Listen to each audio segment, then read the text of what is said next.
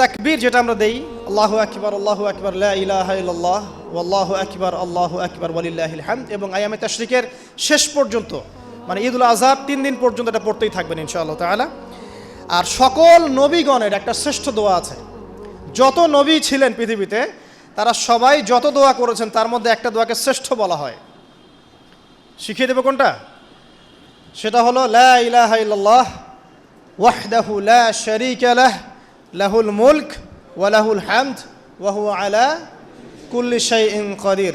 এই দোয়াটা দিনে যে ব্যক্তি 100 বার পড়বে, দিনে যে ব্যক্তি 100 বার পড়বে, ওই দিন আল্লাহর লিস্টে ওই ব্যক্তি ছাড়া বেশি আমলকারী কেউ হতে পারবে না। তবে সেই ব্যক্তি ব্যতীত যে এর চেয়ে বেশি পড়েছে, কেউ 200 300 500 পড়েছে, তখন সে বেশি র্যাঙ্কিংয়ে শীর্ষে চলে যাবে আর কি। মিনিমাম 100 বার।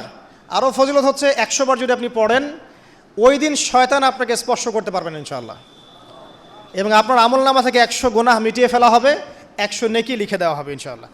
অতএব আজকে আমরা এই দোয়াটা পড়তে পারি, লা ইলাহা ইল্লাল্লাহ ওয়াহদাহু লা শারীকা লাহ লাহুল মুলক ওয়া লাহুল হামদ ওয়া হুয়া আলা কুল্লি শাইইন কাদির।